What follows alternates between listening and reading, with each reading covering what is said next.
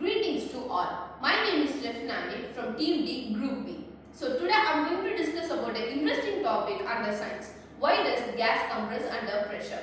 So to discuss about this topic, today I am going to have a conversation with my friends. So let us start our conversation. So உங்களுக்கு கேஸோட பேசிக் properties பத்தி ஏதாவது தெரியுமா? தெரியாது. So okay, நான் இப்போ explain பண்ணுறேன் டீட்டெயிலாக. ஸோ கேஸோட பார்ட்டிகல்ஸ் அதாவது மாலிகூல்ஸ்லாம் வந்து எல்லாமே தள்ளி அதாவது கிட்ட இருக்காது. அதுவும் அந்த பிக்சரில் இருக்கிற மாதிரி அது வந்து தள்ளி இருக்கும். லைக் ஆனால் சாலிட்ஸ்லாம் பார்த்தீங்கன்னா எல்லாமே க்ளோஸ்டாக பேக் ஆகி இருக்கும். சாலிட்ஸ் லிக்விட்ஸ்லாம் அந்த மாதிரி. ஆனால் கேஸ் வந்து தள்ளி இருக்கும். இது இந்த மாதிரி தள்ளி இருக்கனால அவங்களுக்கு ஸ்பேசஸ் அதிகம். அதுதான் they call it as intermolecular space. இந்த இன்டர்மாலிகுலர் ஸ்பேஸ் வந்து அதிகமாக இருக்கிறனால அவங்க வந்து ரேண்டமாக நிறைய மோஷன் பண்ணிகிட்டே இருப்பாங்க. லைக் மூவ் ஆகிட்டே இருக்கும். கைனடிக் எனர்ஜினா என்னது? ரேண்டம் அந்த மோஷன் இருக்குல்ல, அதாவது அந்த மூவிங் இது இருக்கிறனால கைனடிக் எனர்ஜி வந்து இன்க்ரீஸ் ஆகும். So these are the basic properties. And also வந்து இதுக்கு வந்து டெஃபினைட் ஷேப் ஒரு வால்யூம் எதுவுமே கிடையாது. ஓகேவா? ஸோ வேற ஏதாவது டவுட்ஸ்? எனக்கு ஒரு டவுட், பிரஷரை வச்சு கேஸை கம்ப்ரஸ் பண்ண முடியுமா? ஆஃப் கோர்ஸ் நம்மளால பிரஷரை வச்சு கேஸ் இதுல இருக்குது பாருங்க. லோ பிரஷர் வந்து கேஸ் வந்து அப்படியே இருக்கும். ஆனா பிரஷரை நீங்க கூட்ட அந்த கம்ப்ரஸ் வந்து ஆயிட்டே இருக்கும். ஸோ வந்து அந்த கேப்லாம் இருக்குல்ல, அந்த கேப் எல்லாம் குறையும். அதாவது அந்த ஸ்பேஸ் குறைஞ்சு அந்த இன்டர்மாலிகுலர் ஸ்பேஸ் வந்து குறையும். அண்ட் அந்த ஃபோர்ஸ் ஆஃப் அட்ராக்ஷன் இருக்குல்ல எல்லாத்துக்கும் ஒரு லைக் அந்த கம்மிங் க்ளோஸ் அது வந்து ரொம்ப வீக்காக இருக்கும் கேஸஸ்ல.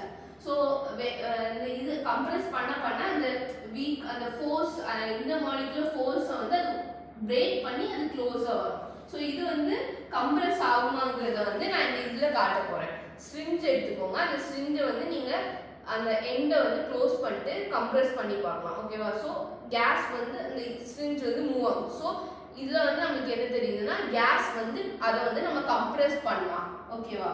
So any other doubts?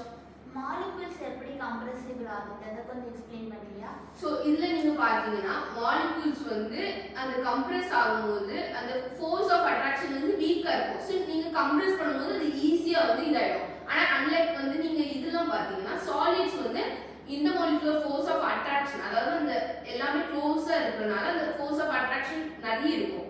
So நீங்கள் கம்ப்ரெஸ் பண்ண முடியாது. லிக்விட்ஸும் அதே சேம் தான்.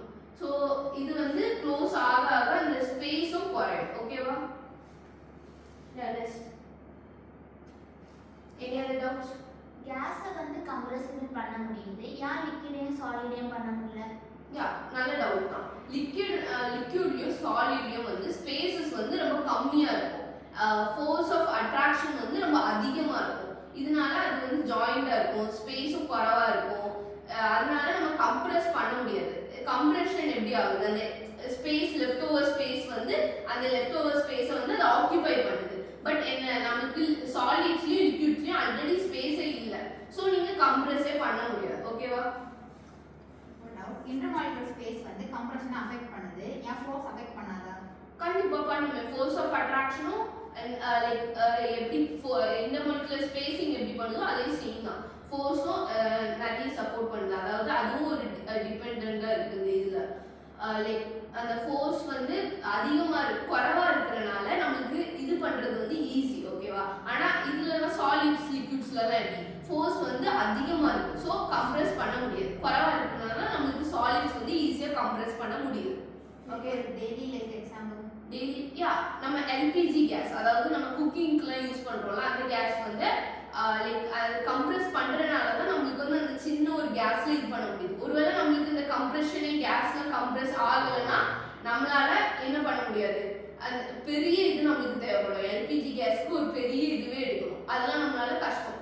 ஸோ இந்த டெய்லி லைஃப்பில் வந்து நம்மளுக்கு இந்த கேஸ் வந்து கம்ப்ரெஷன்னால இந்த எல்பிஜி கேஸ் நிறைய இது இருக்குது. லைக் டயர்ஸ் அந்த மாதிரி நிறைய இதில் நம்மளுக்கு ஹெல்ப் பண்ணுது.